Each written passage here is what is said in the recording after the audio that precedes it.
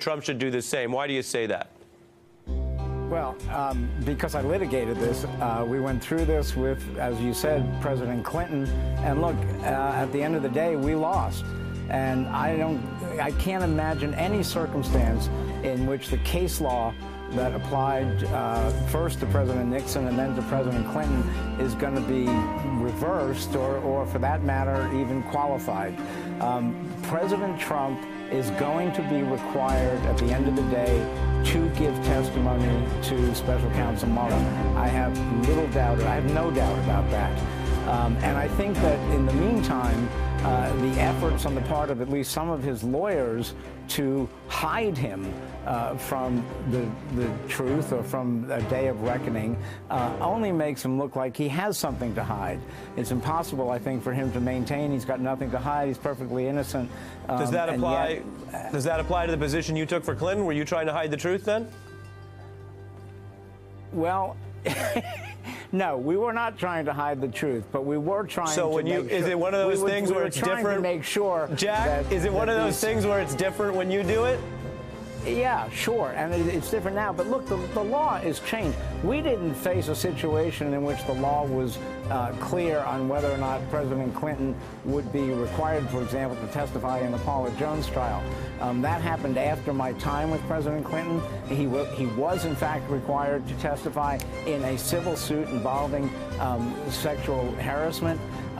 It's inconceivable that President Clinton could be required to give testimony in a civil suit involving sexual harassment, and yet President Trump would not be required to give testimony in a criminal proceeding where the stakes and the public interest issues are so much greater. No, you make a fair point. That's just not going to happen. So I think that. Let me get Renato in. Jack, let me get Renato in. You make a fair point, and that if you have to do the little thing, the civil case, you probably have to do the big thing. Renato, your view of this? Absolutely. Well, first of all, I mean, one way that Trump could get out of testifying is by taking the fifth. So if we're talking about that question, I will tell you, if I represented Donald Trump, I would be telling him to take the fifth. My understanding is that's what Dowd told him to do, and he subsequently quit the team, and I imagine that that's because the president wasn't following his advice.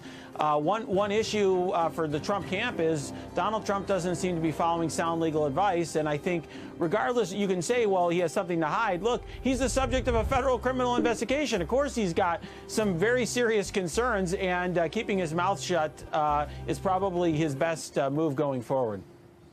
David, you've spent, as we mentioned, time with Mueller.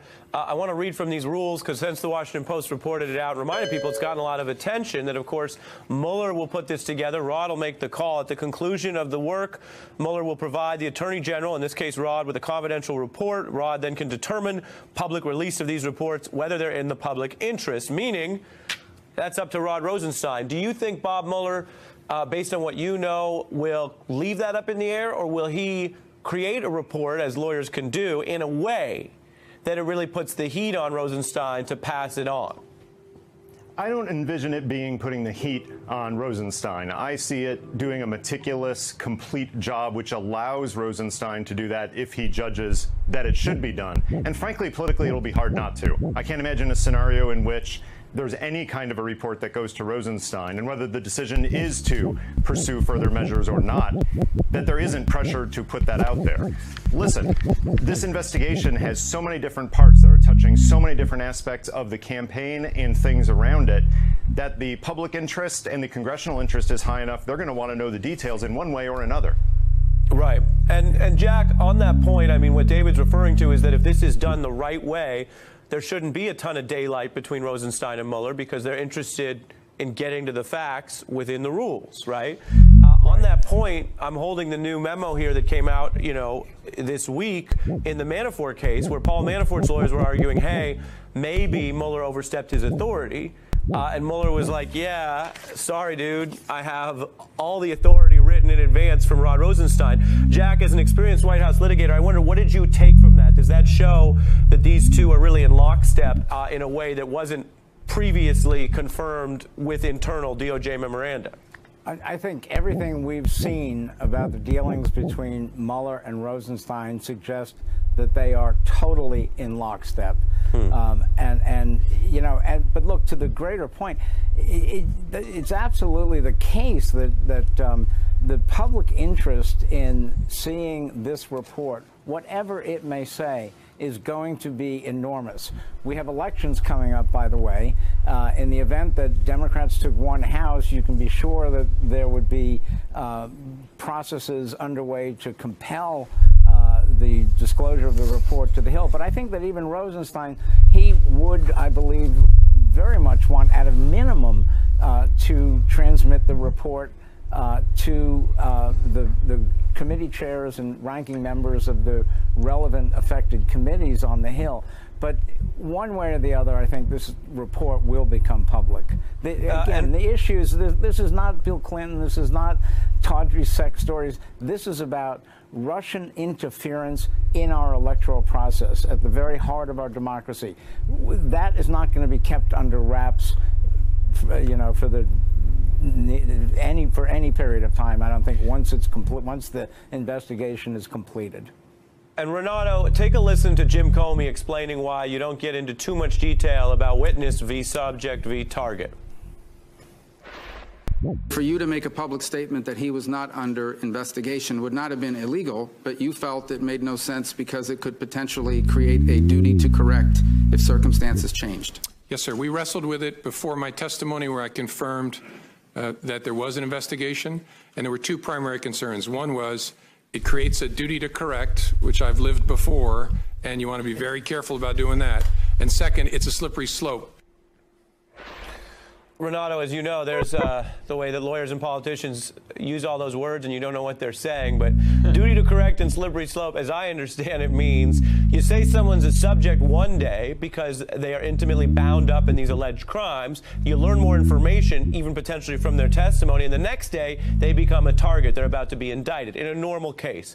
Is that your view of this? Well, I will tell you, Ari, when you're investigating crime, you don't have like a little chalkboard in your office that where you write subject or target, or where an alarm bell goes off.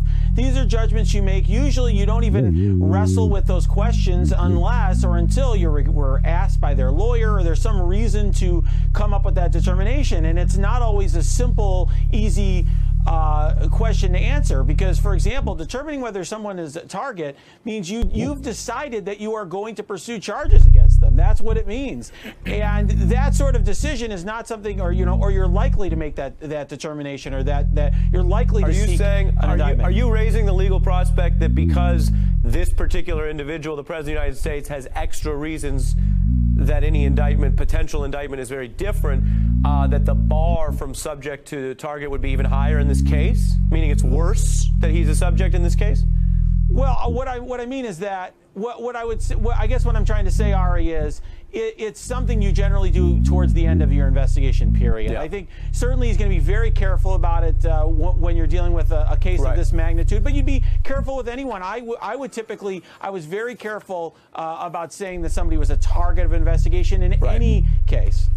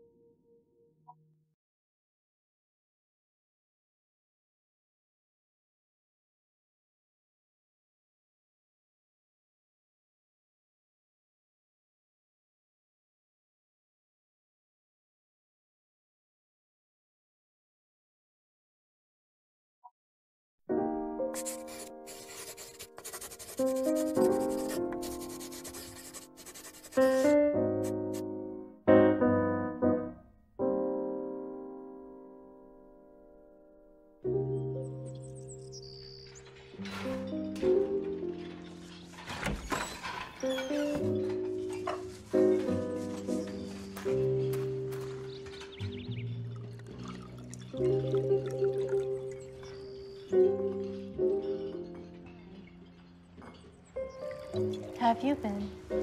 Good, good. Good evening. Welcome. I know you're still waiting for a person in your party, so I won't tell you the specials quite yet, but I did want to say at the behest of the chef, and with his apologies at the pedestrian nature of this request, that you please refrain from taking any photos of the several well-known people that are in the restaurant at the moment. Those two people are so influential, they basically don't even exist. The food critic over there is an especially private man.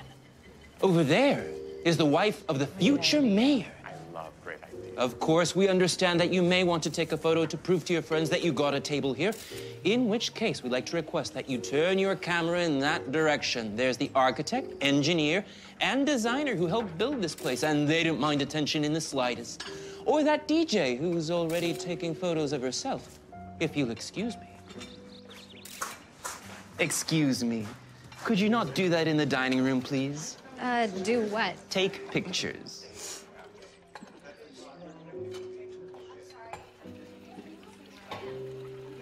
A major part of my work, and it's free promotion for you. This is a fine dining establishment. Part of my creative direction. For him to stay in office.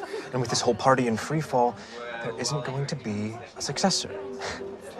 There are a few guys, maybe, but no one with my name recognition.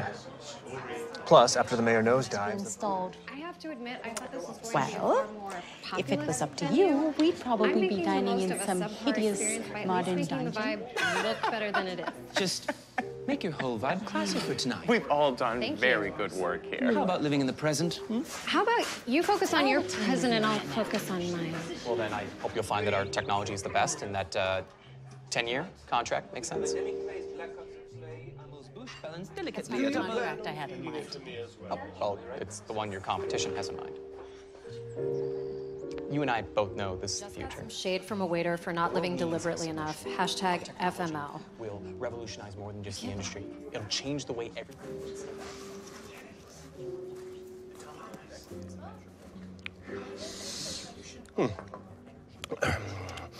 A mild breeze of curry floating through an open window, as if a troop of curried raisins were tiptoeing through a flickering... This is the change your customers want. And it's what the world needs. I'm getting Yes, sir. Your earlier description of this dish amused me, but I fear my appetite got the worst of me and I didn't let you finish. Would you be so kind as to describe it to me once again? Of course, sir. This is a demi-glazed black cod souffle amuse-bouche balanced delicately atop a homemade cracker made of foraged coconut-encrusted mushrooms. Successful wife by your side, it does. And as long as I'm by your side when the camera's on. Is everything okay, sir? Yes. Just curious to see how you describe this cacophony of flavor and texture. Of course, sir. New memo title. My tragic irony. The food critic who lost his sense of taste. Hello?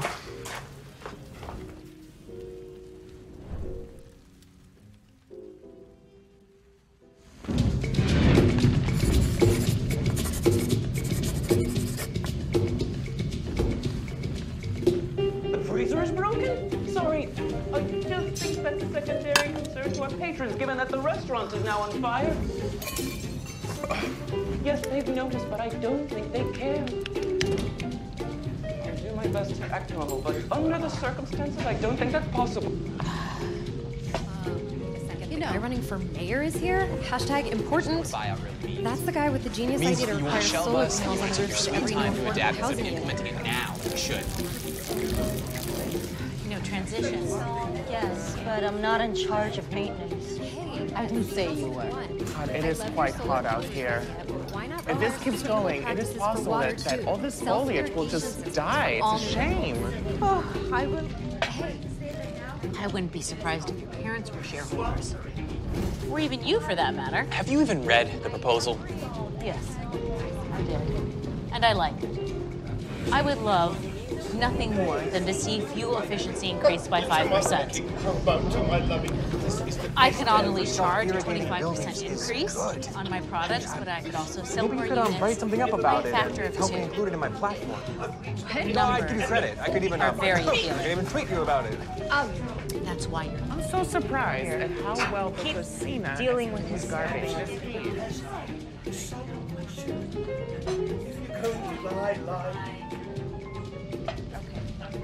You know what? They knew there's a fire, and they're just sitting there like a bunch of idiots.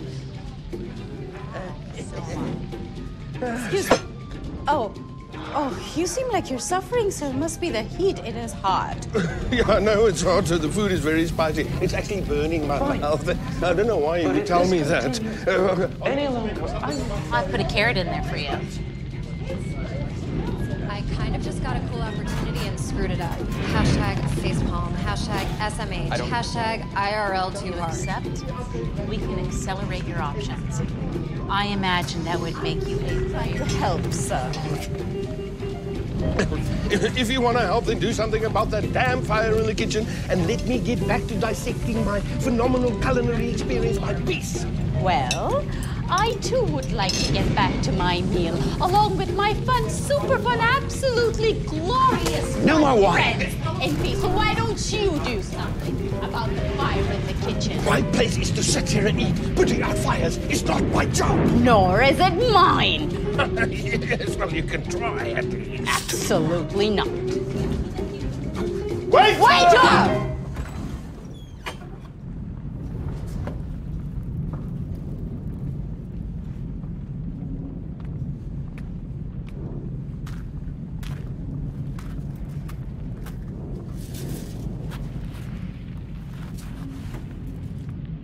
Sorry I'm late.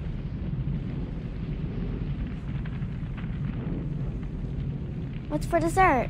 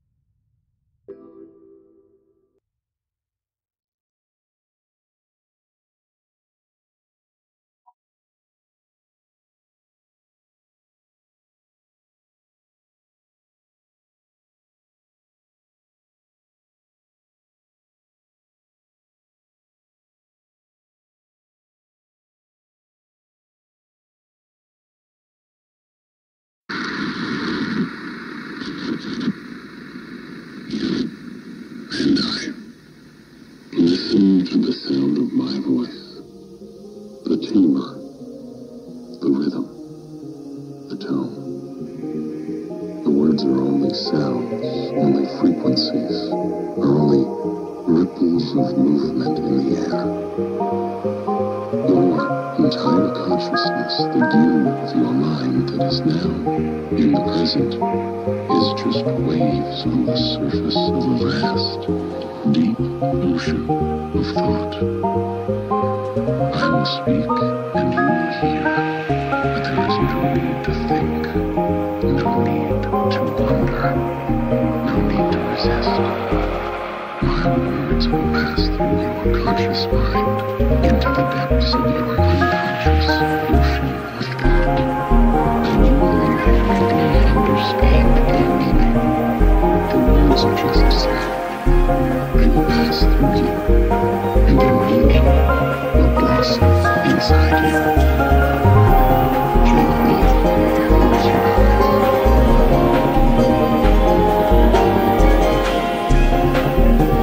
And you ever consider the muscles of those toes of your feet?